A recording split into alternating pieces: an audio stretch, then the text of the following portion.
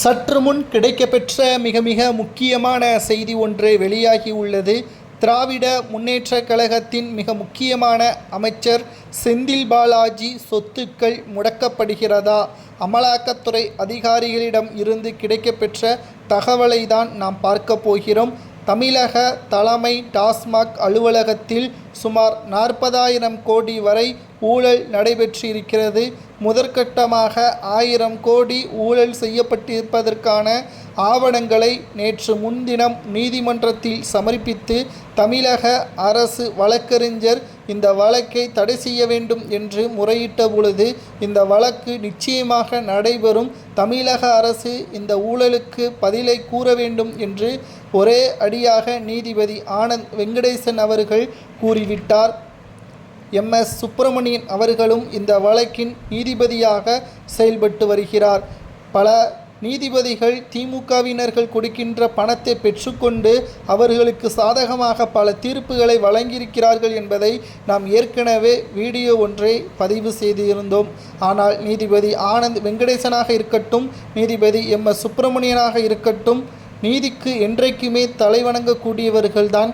தமிழக மதுபான ஆலைகளில் நிச்சயமாக முறைகேடு செய்யப்பட்டிருக்கிறது.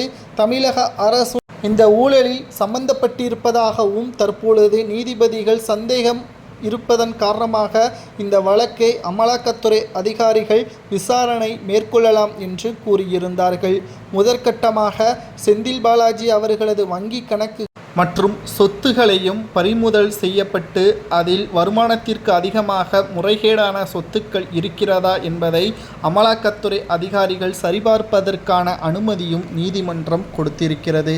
இதனால் அதிமுகவின் ஆட்சியில் ஊழல் செய்ததை மற்றும் அல்ல, திமுகவில் ஊழல் செய்ததும் வெட்ட வெளிச்சத்திற்கு இன்னும் ஒரு சில மாதங்களில் வந்துவிட்டால் திமுகவின் ஆட்சி முடிவதற்கு முன்பாகவே 2வது முறை அமலாக்கத்துறை அதிகாரிகளால் திமுகவின் அமைச்சர் கைது செய்யப்பட்டார் என்ற செய்தி சமூக வலைதளங்களில் வரும். அப்பொழுதும் கூட செந்தில் பாலாஜி உன்னதமான தியாகி என்று அவரை பாராட்டுவாரை தவிர அவருக்கு எந்த ஒரு நடவடிக்கையும் மேற்கொள்ள மாட்டார் ஸ்டாலின் என்றும் பலரும் சமூக வலைதளங்களில் கூறி வருகிறார்கள்.